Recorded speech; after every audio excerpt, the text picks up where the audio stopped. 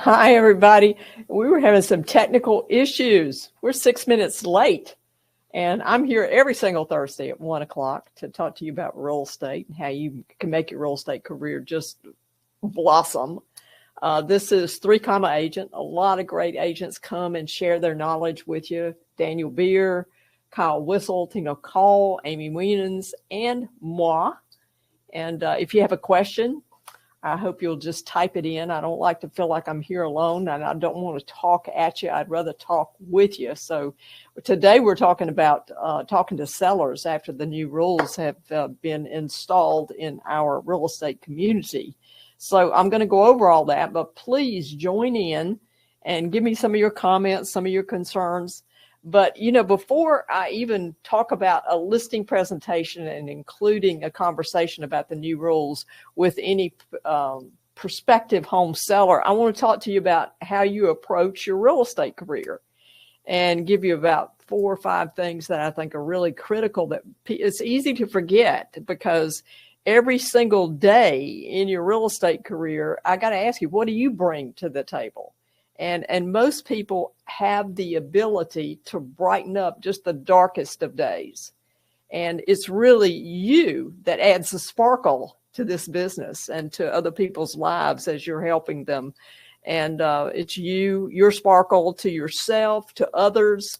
It's important. I guess it's your attitude. Of course, it's your attitude, but it's your zest for life that really makes a difference. So I teach my agents that they've got to participate in lead generation and follow up. And the goal is 2 hours a day in lead generation, 2 hours a day in follow up.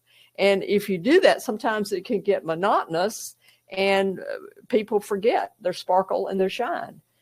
So you can't forget it, because if your mind becomes unfocused, it's vulnerable to a downward pull. And so I want you to be aware of that, because your thoughts and your thinking process can deteriorate if you're not aware of what you're thinking. So it's really important. So refocus your mind on how you're going to make today work for you every single day. To go closer to your goals for yourself, for your family, and for others, because what you do matters every day. What you do and how you approach it matters to others. So enough of that. But I'm going to talk to you a little bit about reaching out or when a seller reaches out to you to list his home, and all the new rules that have been instituted, how you might have some conversation with that seller. And behind my scenes, I have got this fantastic marketing guy, Dave. Dave is here to assist me and to play like a seller with some scripts. But the first little scenario I'm going to run through is basically you've got a seller that reaches out to you about selling his home. So that seller might say, "Hey, Marty, reaching out to you connect about listing my house. By the way, I am not paying a buyer agent." Well, happy to help you, Dave. Remember, this is a note here, not what you're going to say. Happy to help you get on their side of the table. Don't argue out of the gate. Many agents I've seen will argue, and that's not the thing you want to do. So happy to talk to you about that, Dave. How can I help? I just want to make this clear. I'm not paying a buyer's agent. Absolutely. That's great. You don't have to. And actually, you've never had to pay a buyer's agent. It's just that some sellers have decided to do that. So we'll talk about that at some point in time, but you do not have to pay a buyer's agent. And the goal here is to diffuse any kind of conflict that you might have, especially on the phone. You can't do a listing presentation on the phone. You really can't get them to sign anything on the phone. I know we do DocuSign and all that kind of thing, but you need to get the appointment, get in front of them, but diffuse and settle them down. And then when you meet with the seller and go through the walkthrough and the details about their home, you're going to come back to it again. So when you come back to it again, as you're going through, as I said, Dave, you don't have to offer to pay the buyer's agent fee, but I would like to offer you a different perspective for you to at least consider. May I do that? Are you open to that? Yeah, absolutely. Okay. So when you purchased this home, Dave, did you have an agent that represented you and Marie? Yes, we did. Okay. And the home that you're moving to, that you've now got under contract, do you have an agent there that's representing you? Yes, we do. Okay. All right. So the cost for that agent might have looked different. Would it have looked different to you if you'd had to pay that out of your pocket? Would it have changed your decision to buy this house that you're in right now if you'd have had to pay their commission out of your pocket? It was rolled into the purchase. Okay, good. Well, I mean, if it hadn't been rolled in, would it have changed your decision to buy this house? I don't know. Okay. All right. That's fair. Well, let's go ahead and continue this appointment. Show me around your house and let's talk about comparables and marketing, and then we'll circle back to this conversation. So, yeah, sounds okay. Good. Let's do it. Good. Well, let's let it set with a while with the seller. Just try not to be antagonistic about it. You're not going to sell them. You're going to get them. You're going to guide them to make a wise decision. So, Mr. Seller, many homeowners, when they're given time to think about the way that they actually purchase their home, they decide that they don't want to limit the buyers that are coming to their property.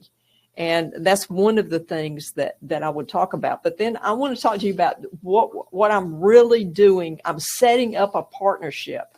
And how I think this thing will lay out with us is that we'll become stronger professionals, because beforehand, before these new rules, agents would just take listings without having deep conversations. The biggest conversation is, well, we're going to price the house and how much are the fees, this, that, and the other.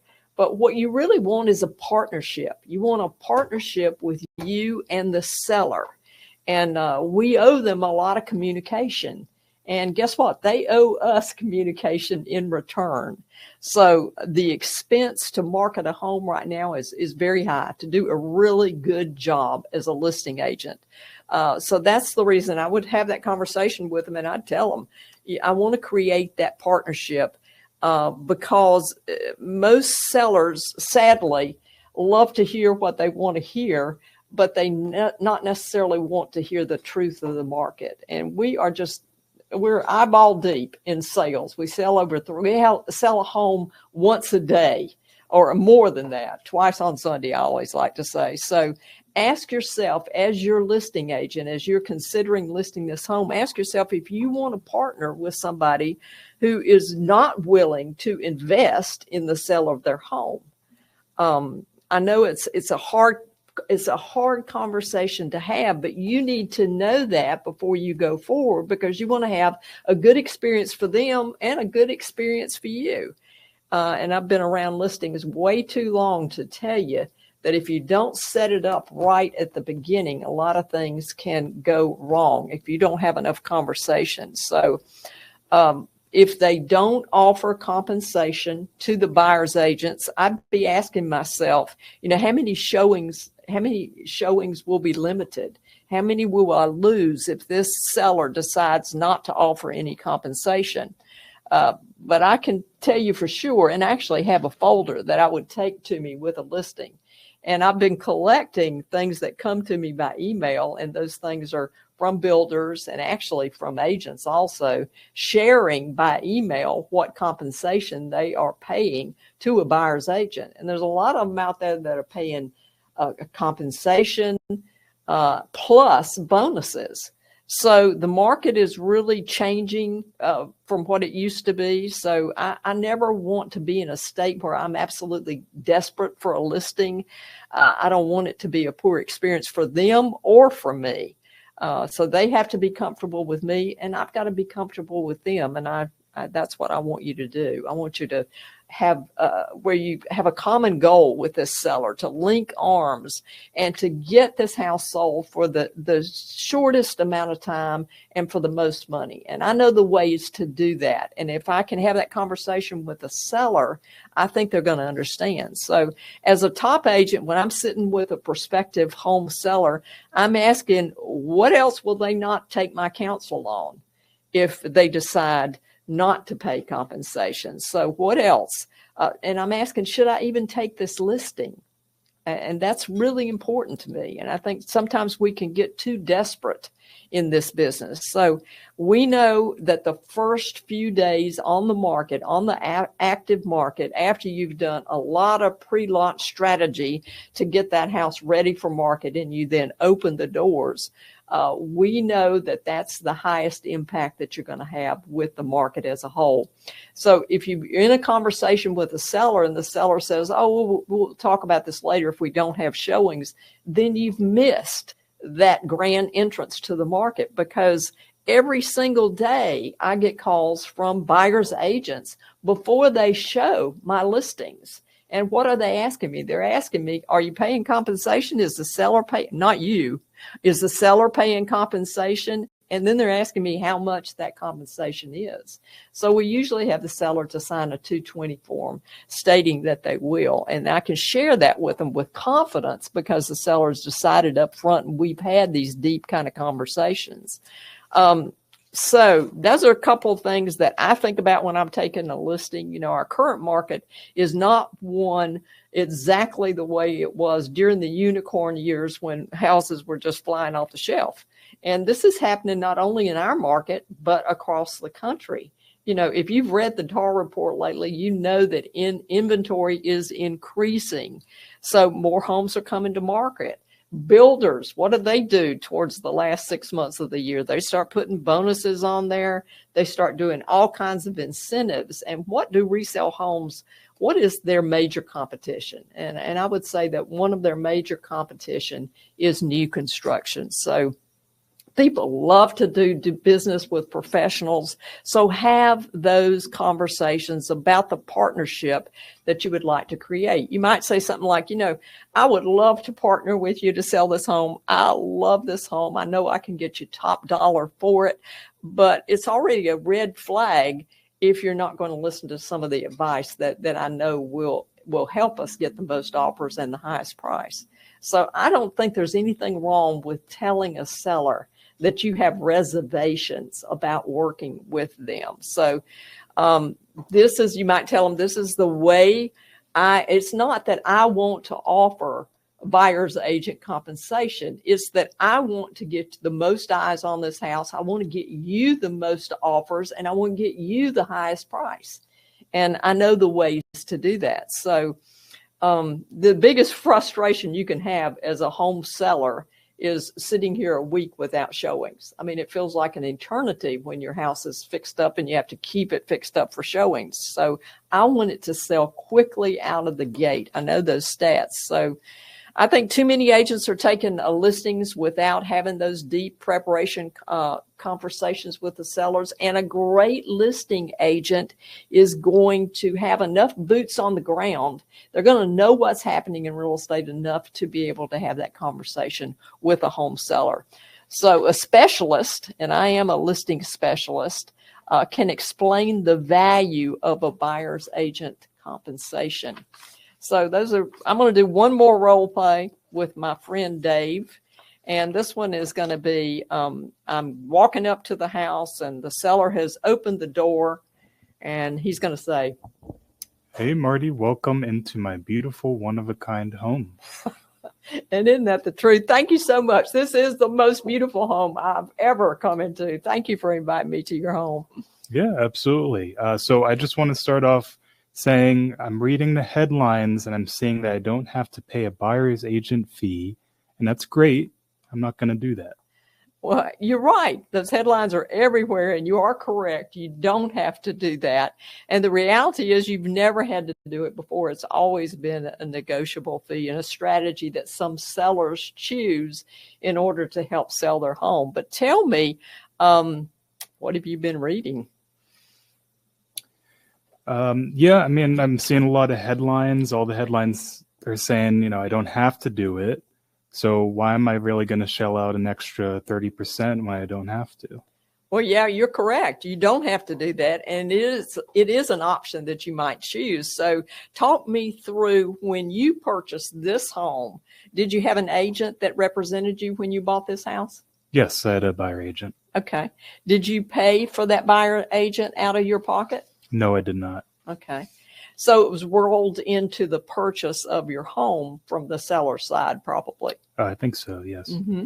So in that scenario, would it have changed your decision if you'd have had to pay the buyer's agent fee out of your pocket? Would that have changed your decision in any way? I feel like we would have considered it more. We would have talked about it more and what they might look at financially. Understand, when you go to purchase your next home, do you plan to use an agent to represent you? Probably. Okay. So I think we can agree that the majority of buyers in today's market choose to have a buyer's agent represent them when they're finding a home. Show them the property, find houses for them to see, negotiate for them, do all those things. Do you think that's a fair assumption? I guess I don't really know. Okay. Well, I can tell you from being in this business a long, long time, over 30 years, it's really common. And we handle, a home sale every single day. And the majority of buyers do have an agent. And here's another thing. Majority of buyers, some of them have worked really hard to save the money for their down payment and their inspection and their earnest money. And here in North Carolina, especially for a relocation buyer, we have something that's totally different. It's called the due diligence, and only 18 states in the United States have a due diligence. So it's hard for some of our relo buyers to even get, their head around what that would be. So it's a lot of money out of pocket from the buyer. Does that paint a picture of what the buyer might be looking at when they come to buy a home, or your home in particular? Yeah, but how is that my problem? If they can't afford my house, they can't afford my house. If they don't have the money, they shouldn't be buying my house. I know. That's easy to think it that way. And it's not that they don't have the money, Dave. It's that they've saved the money.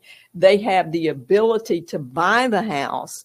It's just that every single client I work with, when we consider an offer, we're going to verify that they're qualified. I mean, I'm not going to get you anybody in here that doesn't have a pre-approval letter, proof of funds, something to verify that they're legit and they're not wasting our time. So the people we show your property to are qualified. However, if we add an additional fee after they've saved for the due diligence, they've saved for the earnest money, they've saved for the inspection, it may eliminate some options for them. So we're selling a home and we might not be able to show our home to some of those buyers out there that have just saved the money, that do qualify, but really in their view, they don't want to look at a house that would cost them additional fees out of their pocket. They found an agent they want to work with, and they don't want to look at a house that would cost them additional fees. Does that make sense? Yeah, it makes sense, but why am I having to come off my price on my end? I know. In reality, the reason you invited me over here is to look at your property and to talk about how we could sell it for the most amount of money. And you were excited about our marketing and how we really push your property out to the full market. And I got to tell you, that is not inexpensive. We invest a lot in that. And the reality is my goal is to get you the highest dollar and the best terms and to sell it quickly, because I know if I sell it quickly, I'm going to sell it for a higher amount. I may get to attract multiple offers. But I want to know, are you committed to that result? Yeah, I mean, I want it sold as fast as possible. We have another property we want to buy. That's good. So I'm going to pause here and ask them, when you're doing a listing presentation, it's okay to ask them a direct question about how committed are you to selling this house? Because sometimes you're going to hear, if I get my price, I'll sell it. And when you hear that, you better beware, because when you hear a seller that's not committed to sell their house, it's not going to be the easiest deal in the world that you've ever worked with. You may still take it, but you still want to know about it. So you want it sold as soon as possible. So you want it sold quickly and to maximize your effort. Yeah, of course. Okay. So in order to do that, I want to make sure I can drive as much buyer traffic to your home as possible and get as many eyes on your home as soon as we open the curtains and we decide to start showing it. And if we were to say adamantly, that you're not going to contribute to anyone's compensation, we are definitely going to eliminate some of the people. And ultimately, I'm not going to be able to produce as good results for you as I could if we offer that. Does that make sense? Yeah, I guess it does. Okay. So it's not that I'm advocating for buyers, believe me. I'm advocating for your bottom line. I'm advocating for you to have the most offers from the most buyers. And you'll be surprised that some of those buyers that want a buyer's agent compensation will actually give you higher prices. So that's really interesting. But we want to open the doors to everyone and prove that the faster you sell this house, the better seat of negotiation that I can put you in, and it gives you the best results. So to do that right out of the gate, it's going to put you in the best results. Does that make sense? It does, yes. Okay, so you're trying to communicate. You want to continue looking at the property, looking at the comparables, decide on the price, and then we go and do the net sheet. We want to make sure that we've separated out the listing side commission from the buy side compensation that the seller is considering offering. So just a couple notes to help you wind this up. Remove the word commission from your vocabulary, replace it with compensation. Remove the phrase we are offering or I am offering. It is your seller that's offering to pay buyer agent compensation. And a great form for that is the 220 form that discusses it. So, and then I would suggest also that you discuss the unrepresented buyer. I think there's a very strong risk in doing business with somebody that doesn't have representation on the buy side. And so many people will try to do that. During the last week, I've had people call me and do verbal things. And when I presented, you have to present all offers. So when we present the offer, I recommended to the seller, I said, let's look at the full offer in writing before we would say anything in response to this. And I don't know why anybody would want to say anything before they see the full offer in writing. And that's where you usually get into the rub, because an unrepresented buyer is probably going to wait till he can talk to his lawyer. He can't do an offer on the weekend. There's all kinds of pitfalls that can come in there. So in your listing agreement, I suggest that you might consider offering a higher rate for people where you have to deal with both sides. So come in with a plan, go into a listing to add value. I think a script to the buyer is going to be, if someone is not going to pay compensation, I'm not going to stand in the way of your perfect home, but you would refer everybody that you know to me for the entire rest of your life.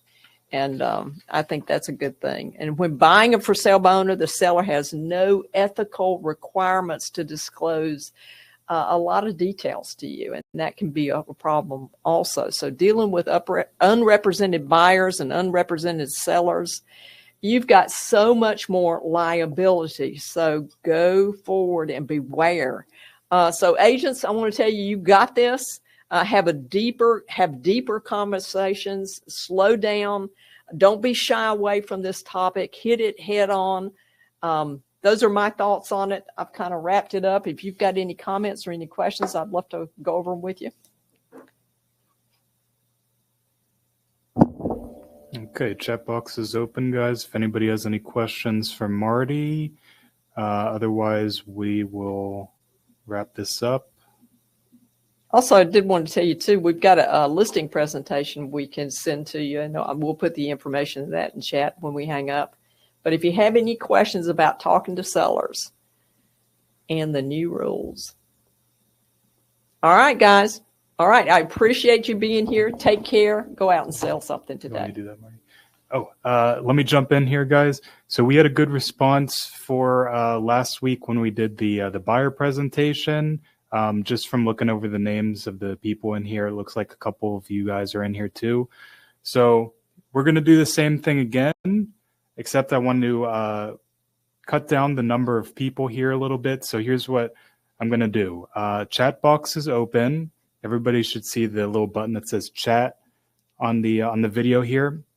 You're going to click in there, and the first 10 people who comment the word me we are going to send our listing presentation over to. I mean, this is our new listing presentation, updated, and it's helped us with, over 10,000 families buy and sell homes in the Triangle. So if you want a copy of that, just put the word "me" in the chat box, and we'll make sure we email you that. So they're coming in now. Perfect. It looks like we're almost up to 10. Let's get a couple more. 3, 4, 5, 6. And also, Okay. while you're doing that too, if you have any questions about your real estate career, if you just want to talk a little bit about your future in real estate and how we can help you, just go online. We actually have a pop-up screen where you can schedule a time, and I'd love to spend some time with you and talk about one of my favorite subjects. Got one last question here from Matthew. He says, as an auctioneer, I deal with unrepresented buyers all the time. The difference is honesty. So what do you give a person when they are unrepresented to begin with? What do I give a person? I don't know that I totally understand the question. Matthew, you might have to expand upon that a little bit. Go ahead, Matthew. I know you put the word "me" as a comment for the listing presentation. We'll shoot you over an email, and then you can explain, and we'll answer that next week, so you don't have to type out too much. All right, guys. I appreciate you. Take care. Hope to talk to you soon.